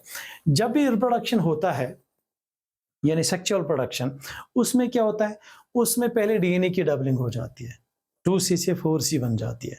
ये आगे आप देखोगे माइटोसिस इंशाल्लाह आगे वाले क्लासेस में। तो इसीलिए होता है कि उसको डबल करना होता है, ड्यूरिंग डीएनए रेप्लिकेशन हो जाता है, वो सारा इसमें कंसेप्ट आएगा। तो नेक्स्ट स्लाइड इज, हाँ जी, फिर से एमसीक्यूज आ गए, शाबाश। Now you must be able to do these MCQs by yourself. Asexual production takes place through budding in. देखिए जी बेटा, ये क्वेश्चन इतना आसान नहीं है जितना आपको लग रहा है। चलिए बोलिए, asexual production takes place through budding in. एक बार 12th में ये क्वेश्चन आया था, किससे होता है बडिंग में एसेक्सुअल प्रोडक्शन किस में होती है? एमाबा में तो बडिंग नहीं, उसमें बाइनरी फ्यूजन होता है। ये क्वेश्चन है यीस्ट का। बडिंग से जो एसेक्सुअल प्रोडक्शन वो होता है यीस्ट में, प्लाज्मोडियम में तो उसमें मल्टीपल फ्यूजन होता है, लेशमेनिया में भी मल्टीपल फ्यूजन होता है, उसमें बाइनरी, इसमें हो जाता है बडिंग बट asexual production. इसके बाद which of the following organs is not a part of the female reproductive system in human beings? कौन सा पार्ट नहीं है फीमेल reproductive system का? ओवरी तो होता है, यूट्रस भी होता है। Was the differentia is the part of male reproductive system? Not a very tough question. The anther contains, very nice, ऐसे आप देखा होगा अपने, ऐसे जब फ्लावर आप बनाते हो ऐसे, इसको एंथर कहते हैं, और इसको फिलामेंट कहते हैं। इतना टाइम नहीं है मेरे पास, मैं आपको सारा दिखा सकता हूं। इन दोनों को स्टैमेन कहते हैं, स्टैमेन और androecium. This is the male part of the flower. ये जो एंथर है, इसमें ऐसे छोटे छोटे सीड्स ऐसे होते हैं। तो क्वेश्चन भी वही है, the anther contain sepals, ovules, ovules ovary में होते हैं, सेपल्स फ्लावर को नहीं बाहर से होते हैं, कार्पल तो फीमेल पार्ट हो गया। इसमें एग्जांपल आएगा पोलन ग्रेन्स, जिनका दूसरा नाम है माइक्रोस्पोर्स। पोलन ग्रेन्स रहते हैं एंथर में। So moving to next slide, what are the advantage of sexual production और एसेक्सुअल प्रोडक्शन? हाँ, ये बताना है आपको, एडवांटेजेस क्या है सेक्सुअल प्रोडक्शन की और एसेक्सुअल प्रोडक्शन की। ये बाय पेरेंटल है, इसमें गैमीट्स बन जाते हैं, इसमें फर्टिलाइजेशन होता है, इसमें माइटोसिस भी मियोसिस भी होता है। It is the source of variations, जबकि ये सोर्स ऑफ वेरिएशंस नहीं है। शॉर्ट में मैंने कह दिया, इतने 2-4 points. Why does menstruation occur? Very nice, very important question. Menstrual cycle सुनोगा आपने, ये ह्यूमन फीमेल्स में होता है। इट स्टार्ट्स एट प्यूबर्टी, जब ह्यूमन फीमेल बच्ची जब 12-13 साल की हो जाती है, उसको ब्लीडिंग हो जाता है और रिप्रोडक्टिव सिस्टम से, उसको मेंस्ट्रुअल कहते हैं। Menstruation, menses after every 28 days ये होता है। क्यों होता है? क्योंकि उससे एग रिलीज हो जाता है। जिस फीमेल में मेंस्ट्रुएशन नहीं होगा, दैट इज एबनॉर्मलिटी, वो तो बीमारी है, उसको डॉक्टर कंसल्ट करना चाहिए। तो इसके बाद what are the different methods of contraception? यही जो मैंने अभी बर्थ कंट्रोल मेथड में कहा था आपको, कंट्रासेप्शन, उनको कंट्रासेप्टिव्स कहते हैं। Birth control methods, different methods, अभी मैं बोल रहा था आपको, बैरियर मेथड्स है, परमानेंट मेथड्स है, केमिकल मेथड्स है, IUCs, intraceptive contraceptive, intra uterine contraceptive devices है, और इमरजेंसी पिल्स है, आई पिल्स है, वो सारा इसमें आएगा। Inherited traits and acquired traits, ये क्वेश्चन जो है दिस मस्ट नॉट बी, हालांकि ये पिछली बार भी आया था, ये एवोल्यूशन का क्वेश्चन है, नहीं ये जेनेटिक्स का क्वेश्चन है। चलिए इस पे हम थोड़ा सा बताएंगे आपको। इनहेरिटेड ट्रेट्स और एक्वायर्ड ट्रेट्स, ये कौन से ट्रेट्स होते हैं? Inherited means which are inherited from parents to offsprings. आपकी हाइट है, आपका स्किन कलर है, आपका ब्लैक कलर है बालों का, ये इनहेरिटेड ट्रेट है। ये इनहेरिटेड जीन से आ जाता है। Acquired means those traits which an organism acquires from the environment during the life time, उसको एक्वायर्ड ट्रेट कहते हैं। मेंडल्स कंट्रीब्यूशन क्या है, मोनोहाइब्रिड क्रॉस क्या है, पढ़ा होगा आपने जेनेटिक्स में। मेंडल का कंट्रीब्यूशन क्या है, सबसे पहले काम किया था इस पे ग्रीगर जॉन मेंडल ने, जिसको हम फादर ऑफ जेनेटिक्स भी कहते हैं। लेकिन उसको फिर उसके मरने के बाद वो मिला उसका जो है फायदा, उसको पता ही नहीं था तब। फिर मोनोहाइब्रिड क्रॉस क्या है और डाइहाइब्रिड क्रॉस। बेटा ये दो क्वेश्चंस जेनेटिक्स में इस बार बड़े सीरियसली लेना। मोनोहाइब्रिड क्रॉस में सिर्फ एक ट्रेट इन्वॉल्व होता है, when there is only one contrasting pair of character taken into consideration.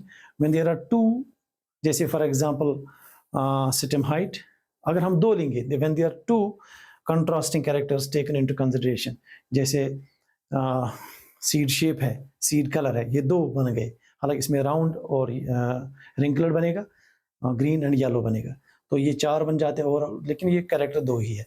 तो जब दो हम करेंगे तो डाइहाइब्रिड क्रॉस, जब एक ही करेंगे तो मोनोहाइब्रिड क्रॉस। उसको थोड़ा सा बना लीजिए अपनी उस नेट स्क्वायर में, वो बना लीजिए, वो बड़ा इजी है, तो वो भी देख लेंगे आप। How does the creation of variations in species promote survival, ये बड़ा इंपॉर्टेंट क्वेश्चन है, बहुत ही अच्छा क्वेश्चन है। जो वेरिएशंस आ जाती है लिविंग ऑर्गेनिजम्स में, वो कैसे सर्वाइवल करती है, how will they help in survival? Survival इसलिए कि उसमें कुछ पॉजिटिव वेरिएशंस हो जाती है।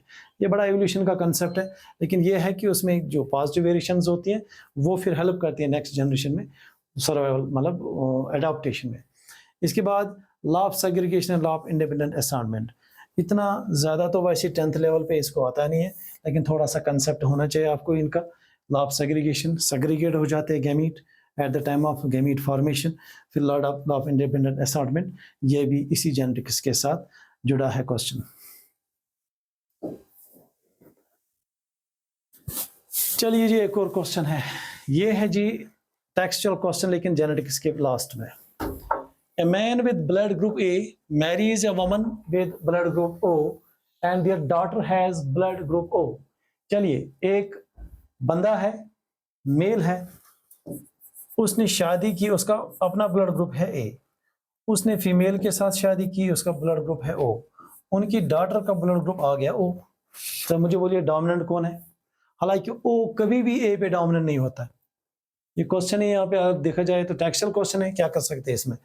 तो ये बोलता है, is this information enough to tell you which of these states blood group O A और ओ इज डोमिनेंट, वाई और वाई नॉट। आप मुझे बताइए कौन सा यहाँ पे डोमिनेंट है। यहाँ पे सीधा ओ डोमिनेंट है, क्योंकि डॉटर में कौन सा ब्लड ग्रुप आ गया? ओ। हालांकि मैं आपको बता रहा हूं कि ओ कभी भी डोमिनेंट नहीं होता है, O is always in recessive condition, ठीक है। लेकिन यहाँ पे क्वेश्चन ये पूछता है हमें, क्या आप बता सकते हो कौन सा इनमें डोमिनेंट है? इनमें ओ डोमिनेंट रहेगा, ठीक है। Y and Y not, Y means it is expressed in the daughter. अगर ए डोमिनेंट यहाँ पे होता फिर ए डोमिनेंट, ये यहाँ पे एक्सप्रेस हो जाता। चलिए, how is the sex of the child determined in human beings? Very important question, बड़ा अच्छा क्वेश्चन है। सेक्स कैसे डिटरमाइन करते हैं? What is sex? Sex is differentiation between mails and females. कैसे मेल है, कौन मेल है और कौन फीमेल है, उसको बायोलॉजिकली सेक्स कहते हैं। तो डिटरमाइन कैसे होता है वो आपने देखा होगा। जब हम जो मैन है, मैन मैरीज टू वुमन, इसका होता है एक्स वाई, इसका होता है एक्स एक्स, यानी हम कह सकते हैं 44 plus X Y, this is 44 plus X X X. यहाँ पे आपको पता होगा ये जो 44 और 44 these are called autosomes, and X Y and X X these are called sex chromosomes और एलोसोम्स। डिफरेंस यहीं पर है। फिर क्या करता है ये मैन जो है, इट गिव्स गैमीट्स, ये दो किस्म के, इसीलिए इसको हेटेरोमॉर्फिक कहते हैं। इट्स कॉल्ड डाइगैमेटी और हेटेरोमॉर्फिक। ये देगा एक्स एक तरफ से, दूसरी तरफ से वाई। ज़्यादा अच्छा लिखेंगे 22 प्लस एक्स, 22 प्लस वाई। तो यहाँ पे क्या होगा, ये सीधा जो फीमेल है इट इज़ होमोमॉर्फिक, यानी होमोगैमेटी। दोनों जो इसके एग्स होंगे these are sperms, these are sperms, और दोनों जो इसके एग्स होंगे वो होंगे 22 plus X, 22 plus X. That means ये दोनों जो है ये सिमिलर है, दे आर होमो, इसीलिए इसको होमोमॉर्फिक कहते हैं।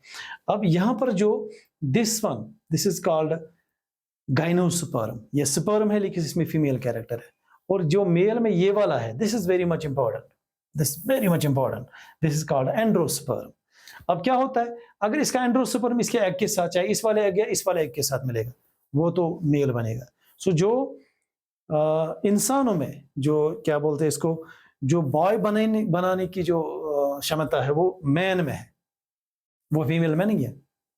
लेकिन मुर्गों में ये अलग है, मुर्गों में उल्टा हो जाता है, वहाँ पे फीमेल के पास ये हथियार प्रेजेंट है, यहाँ पे मेल्स के पास, यहाँ पे इंसानों के पास। सो इसलिए जो फीमेल है ये अपने एग्स जो है इसके दोनों सेम होते हैं। इसका अगर इसके साथ मिलेगा 44 + XY, या यही वाला इसके साथ मिलेगा 44 + XY, ये दोनों बॉय होंगे। अगर इस वाले इस और इसके साथ मिलेगा 44 + XX, 44 + XX।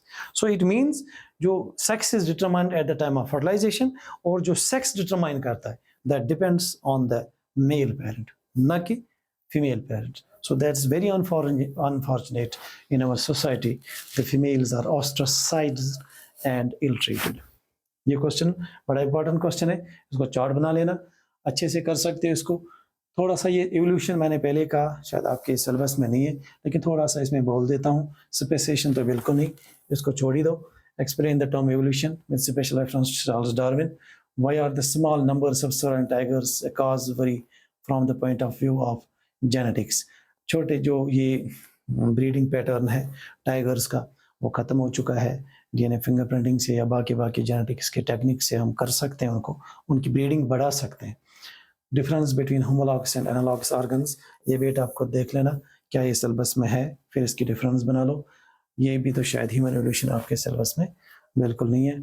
So you will check it but don't trust it on me. ये चेक कर लेना क्या ये क्वेश्चंस है आपके सिलेबस में। तो नेक्स्ट,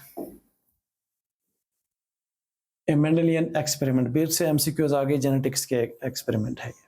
चलिए, a Mendelian experiment consist of breeding tall, ये सीधा क्वेश्चन टेक्सचुअल का है, इसको सीधा याद रख दो, सी पार्ट इसका आंसर है। An example of homologous organs is our arm and dog's forearm, our teeth and an elephant's tusk, potato, ये भी ऑल द अबव है। ये खुद देखना, ये टेक्सचुअल क्वेश्चंस है, ये आप खुद भी एक्सरसाइज के पीछे दिए हैं। In evolutionary terms we have more in common, ये अक्सर एक क्वेश्चन पूछा जाता था, अक्सर बच्चे इसको कंफ्यूज करते थे शिंपैंजी के साथ। It's a Chinese school boy, क्योंकि उस चाइनीज स्कूल बॉय और हम तो इंसान ही है, हम में ज़्यादा सिमिलैरिटी है। A study has found children with light-eyed likely to have parents with light-eyed colored. On the basis of, can we say anything? Now discard this question. Recessive or not recessive? Can we say anything about whether the light-eyed color is dominant?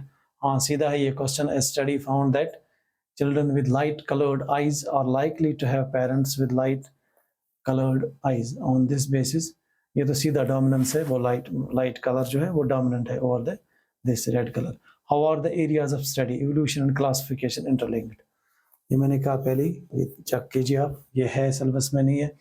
Explain the importance of fossils in deciding evolutionary, ये question भी ecosystem, हाँ जी, यहाँ से this is environment. Ecosystem, it's components, food chain, food web, trophic levels, बिल्कुल बहुत ही अच्छे question है। Ecosystem क्या होता है? टर्म इकोसिस्टम एजी टांस ले दिया 1935 में, ऑब्जेक्टिव भी है आपके पीछे। इकोसिस्टम पे डेफिनेशन बनाओगे। कंपोनेंट्स क्या है इसके? बायोटिक कंपोनेंट्स है और एबायोटिक कंपोनेंट्स है। बायोटिक में प्लांट्स आ जाते हैं, ह्यूमंस आ जाते हैं, एनिमल्स आ जाते हैं, माइक्रोब्स आ जाते हैं, जो भी लिविंग ऑर्गेनिज्म होगा वो बायोटिक है। एबायोटिक में आ जाएंगे नॉन लिविंग, जिसमें लाइट है, सॉइल है, ह्यूमिडिटी है, वाटर है, सनलाइट है, ये सारा वो आएगा किसमें? एबायोटिक में। इस तरह फूड चेन क्या है और फूड वेब क्या है, और trophic levels, primary, secondary, tertiary. ये what is ozone, very important question. Ozone O3 क्या है, और डिप्लीशन अब ये कैसे इफेक्ट करता है? ओजोन जो है एक शील्ड होता है almost 45 to 50 kilometres from the surface of the atmosphere. तो वो क्या है, वो कैसे बनता है? वो तो ऑक्सीजन से ही बनता है। Ozone is lighter than oxygen, it then moves up and remains as a shield. तो वो देखोगे आप ये इफेक्ट कैसे करता है इकोसिस्टम को। How can you help in reducing the problem of waste disposal, give any 2 methods. हाँ, ये क्वेश्चंस 2-3 क्वेश्चन 2-3 पॉइंट्स के आ जाते हैं, इनको बड़ा सीरियसली देखेंगे आप। जो लास्ट में जो मैनेजमेंट है, एनवायरनमेंट है, उसको देखेंगे कैसे हम रिड्यूस कर सकते हैं प्रॉब्लम वेस्ट डिस्पोजल, जैसे वो 3R है, रिसाइकल है, रीयूज है, और reuse, recycle and reduce. Reduce, reuse and recycle 3 R's है। गिव 2 मेथड्स दे दोगे खुद ही।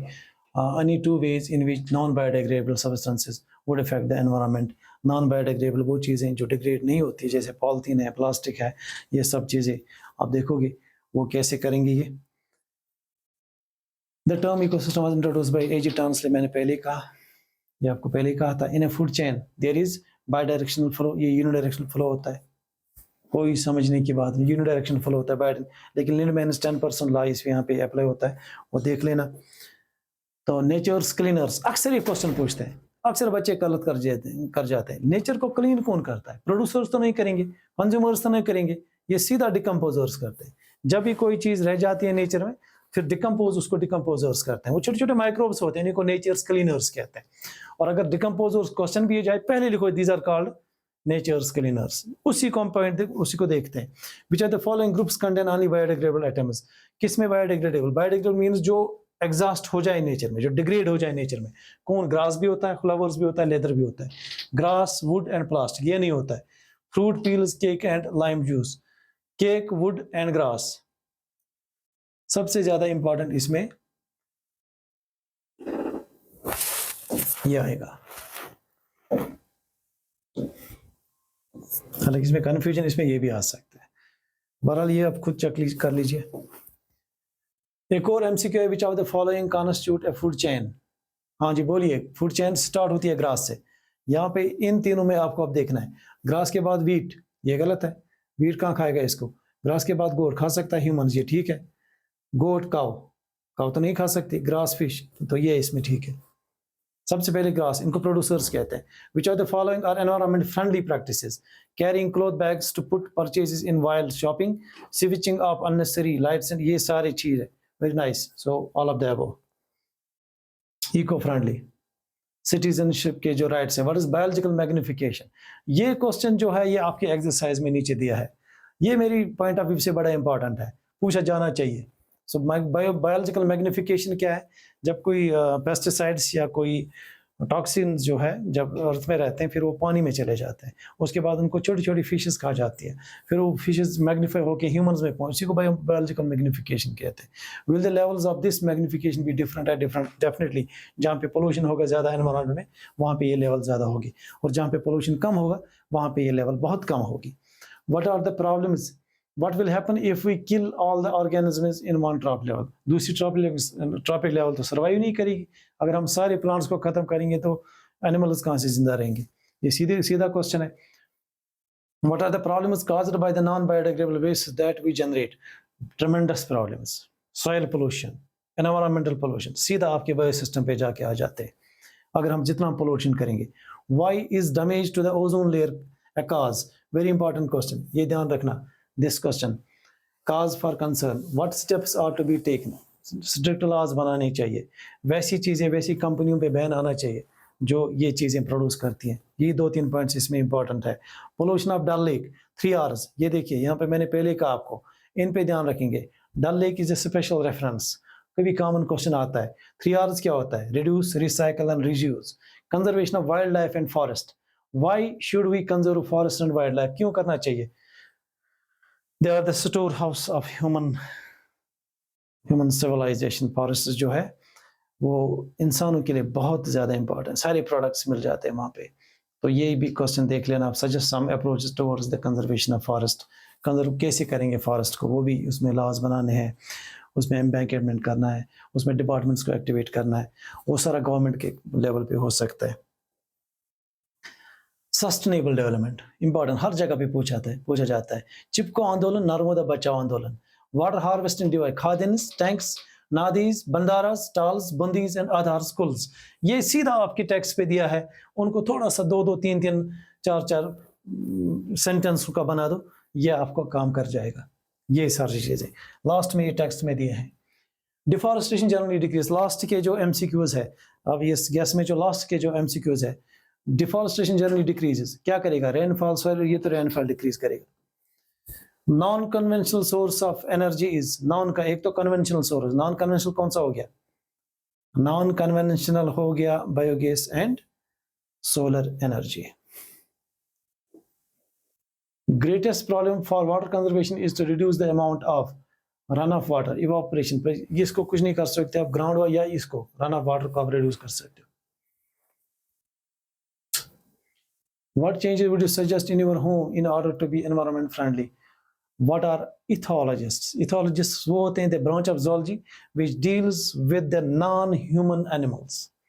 इंसानों के बगैर जो animals है, इसका जो है father probably Conrad Lorenzo, father of ethology है। ये थोड़ा सा आपके टेक्स्ट में एक्सरसाइज में एक क्वेश्चन है, उस पॉइंट ऑफ व्यू से इंपॉर्टेंट है ये। What can you as an individual do to reduce your consumption of the various natural resources? Natural resources consumption कैसे as a human कर सकते हैं हम कम, थोड़ा सा बाकी वेज देख के, ट्रेडिशनल वेज देख के। आजकल हम ज़्यादा गैस पे निर्भर है, हमने पहले वो चूल्हा हवास करते थे, वैसे हमें थोड़ा सा वापस जाना पड़ेगा अगर हमें एनवायरनमेंट को बचाना है। List 5 things you have done over the last 1 week to conserve our natural resources, increase the pressure on our natural resources. इतना बड़ा नहीं है, ये आप खुद भी दे सकते हो। तो लास्ट में इस स्लाइड में कुछ ऐसे क्वेश्चंस जो आपको क्वेश्चन नंबर 14, 15 और 16 आता है बोर्ड में, ये मैं यहीं से बता देता हूँ। नाम है इसका असर्शन एंड रीजन। देखो करना क्या, इस क्वेश्चन को आप कैसे करें, अक्सर बच्चे इसको गलत कर जाते हैं। देखो करना क्या आपको, सिंपल आपको सिर्फ ये देखना है A B C and D, इसमें ऑप्शंस दी होती है।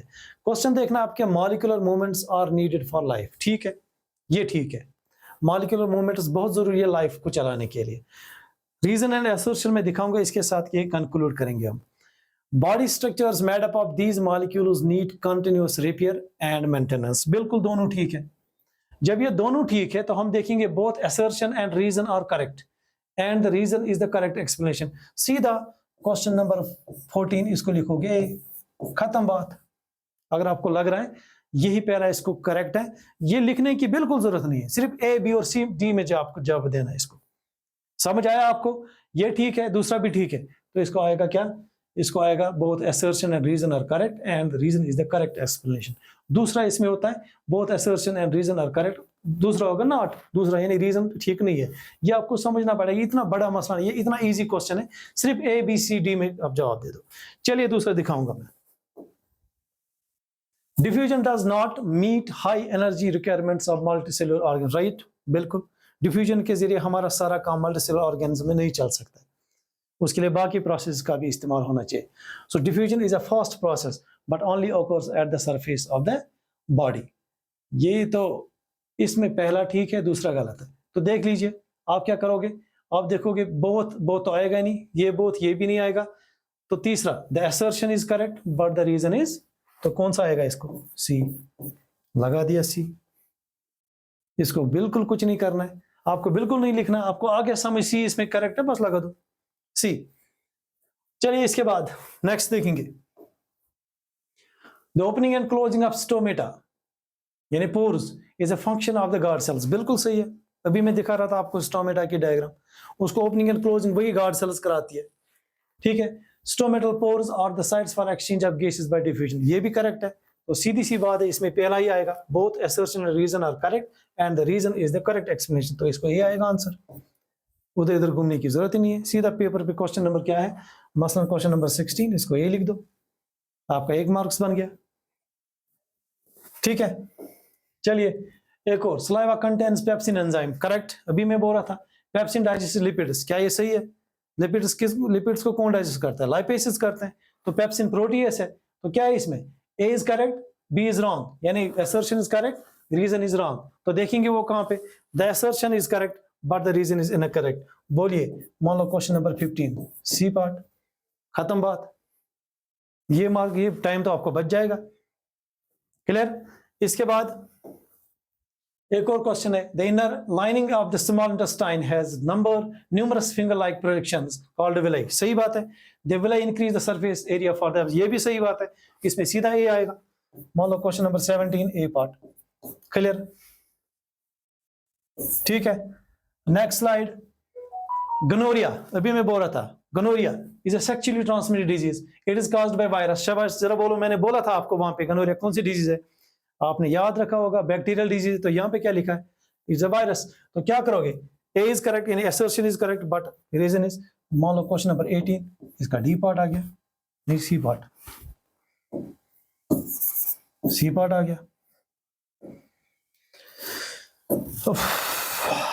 सो सी क्वेश्चन नंबर 18 का क्लियर। इसके बाद ovary releases and one egg every month, the lining of the uterus is always thick and spongy। ये क्वेश्चन मैं समझा देता हूँ। ओवरी तो एक रिलीज करती है हर मंथ, लेकिन अल्टरनेटली, एक मंथ एक ओवरी, दूसरे मंथ दूसरी ओवरी, ये ध्यान में रखना। इसके बाद lining of uterus is never always thick and spongy. Lining of uterus तभी थिक बन जाती है जब प्रेगनेंसी होनी होगी, तो दैट मीन्स ये always thick and thick spongy नहीं होती है। तो बोलिए क्या, that means assertion is correct, reason is wrong, C part सीधा ये वाला आएगा। क्वेश्चन नंबर 19 सी पार्ट, ठीक है। इनको थोड़ा सा प्रैक्टिस कीजिएगा आप, अगर कहीं पे जरूरत होगी तो हमें कांटेक्ट कीजिए, उसके लिए कोई टेंशन नहीं, will also give you additional in this. Assertion, amoeba reproduces by binary fission, बिल्कुल सही है। All unicellular organism reproduce by, almost ये ठीक है, इसमें ए पार्ट ही आएगा। Question number 19 A part answer. चलिए, ये है आपका बायोलॉजी का guess, thank you very much.